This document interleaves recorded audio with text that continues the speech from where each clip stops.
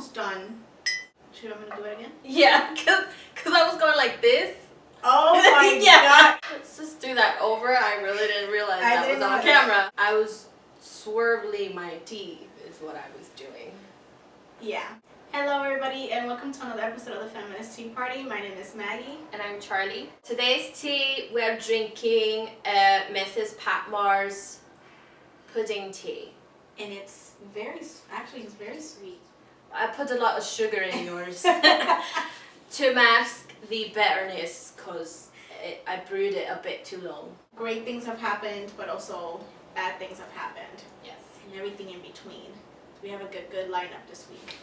Alright, so to start off, a couple weeks ago you may remember that we did a story on a bill in North Carolina that essentially denied rights to transgender people. You had to use the bathroom that coincided with the sex that you were born with. So if you were a male, you had to use the male bathroom, but if you were a transgender woman, you still had to use the male bathroom. And there was a whole lot of backlash on social media, including from us. Obviously it had some support here and there, but I think a lot of it was outcries. Last week, the Justice Department had warned, technically, North Carolina, Governor McCrory, let him know. They sent him a very nice letter letting him know that the bill was unconstitutional because it went against the Civil Rights Act. I didn't even know how this was passed because I thought federal law trumps state law. They were kind of getting away with this in a way when federal law states that we can't discriminate people against their sexual orientation or gender. You were correct because they were in the wrong. The Justice Department basically said that the North Carolina anti-LGBT law violated the Civil Rights Act. They had until today, May 9th, to either repeal it or not implement it. North Carolina is now actually suing the Department of Justice. Saying more like that there was more like state rights. Yeah. Basically, they were like, we're not going to back down. You're infringing upon our rights. And we want to keep this bill, House Bill 2. And so that is going to be interesting because at this point, I would think the Attorney General, Loretta Lynch, would be stepping in. I was looking at the article that we're going to post down below. I was looking in the comments section because I wanted to see what people thought. The conversation, it wasn't really about like state law and federal law. It was just like very simple confusion between gender, sexuality, and biological sex. Like it was still like this confusion between the three things. At least for me, I always thought that gender was socially constructed, like gender roles. A good portion of people are like, they fit into the gender that they were assigned, which was woman or man. With the transgender, you just don't fit into that gender role that was assigned to you. Sometimes people that are transitioning, they don't see themselves as like, okay, I'm gonna completely change my sex organs. Yeah. They don't, but they still feel and they still express themselves as the gender that they themselves identify with. I think it's more about like identity than very much, yes. Than biology. In any case, it's getting juicy now, and we will see where it goes and how hard North Carolina is willing to fight for their bigotry, frankly. I'm sure there will be a lot more developments, and we will keep you guys posted. Well, let's add some humor into the pot and talk about Viagra.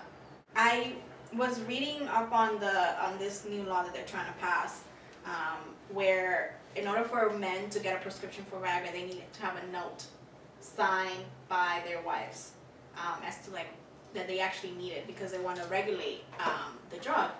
And I thought it was just absolutely hilarious. If you want to regulate our uteruses, why can't I just regulate your penis? And I mean, like. When I first heard it, I didn't really understand it. I was like, that's a weird restriction to put on Viagra, because not all men are like married, or it's like sometimes you just need it. It really clicked when it was the whole reason that was proposed is to show how ridiculous it is for women to have to have their meds and their health, their bodies regulated so much. Well, I just tried to make the requirements of my bill comparable to the requirements of women. It's already done exactly what I wanted it to do, and that is to broaden the discussion, expose the hypocrisy, and ultimately to get government out of these very important and very private decisions. I thought it was funny. I thought that they should do it. Maybe they'll understand us better now. But I also felt a little bit bad for like those like young men who actually need it. Like, as you said, like people that are not married. Maybe men will commit more now that this is regular. I don't know, like what like what would wow. this like So men, yes. how does it feel to have your shit regulated? Does not feel great. It is very inconvenient, to say the least. That's how we feel. Nobody wants their body to be regulated. That's like the whole point of the conversation. So funny yet not funny. I hope they can understand us now. Sorry, not sorry. Yeah. So Charlie, you know that I love my goddaughter. My goddaughter is turning 1 very soon. I really wanted to encourage her, even at a young age of 1, to not only to read but also to have these really positive female books. And sometimes princessy books are not the best. I love my Disney, but they can be problematic. I was looking for like, feminist fairy tales and all these other books, and I came across this article by Feminist who they wrote about these like anti-princessy books with Latina heroines. So it's like the best of both worlds. Anti-princessy. It's our cup of tea. Yes, I give them a cookie.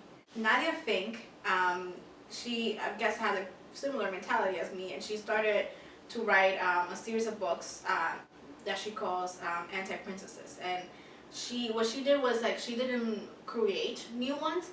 What she did was she looked towards real women, real Latina women, like Frida Kahlo, who was her first inspiration for the children's book. I can't wait for my little goddaughter to grow up and start reading more and find these books. Actually, find them at like Barnes and not have Nobles to like search through bins. I had to search so much to find like a good like feminist fairy tale book, and then to also have it be, Latina. It's really hard, and it shouldn't be. I really like that she's not creating them either. Right. These are real people with like stories that, if anything, either when the child gets older or if you think they're mature enough to read further beyond, the small storybook. I like that she wants to touch on like Frida Kahlo's bisexuality and not like shy away from it, because I feel like people think that kids are like us. They're they're prejudiced and aren't accepting of new ideas. They're not. We teach them to be that way. Yeah. I'm not sure like how it would be received, especially because it's a children's book. But I would totally buy it. Yeah, I'm in. So we have Mr.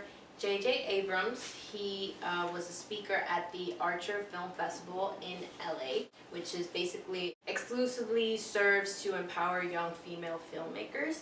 He gave a talk over there, and I was feeling what he was saying. Two of the main points that he made was believing in yourself. I know that sounds very tacky, but having the confidence in your work, and also having a mentor, having somebody that can guide you. I want to say, like, especially in this industry, and if you want to be, a filmmaker, a media maker in general,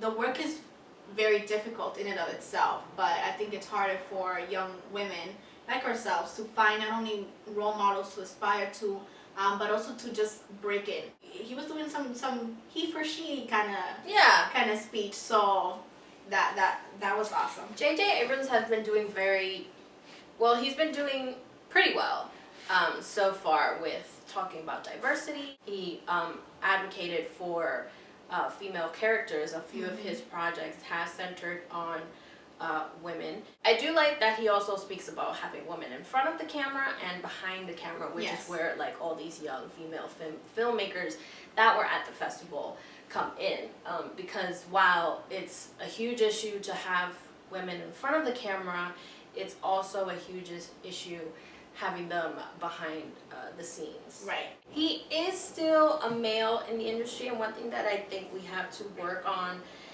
is like we kind of need better access to other female filmmakers. And just because you're a woman working in the field doesn't necessarily mean that you have to be mentored by a woman. You can just as well be mentored by JJ, who's a man, or you know. Right.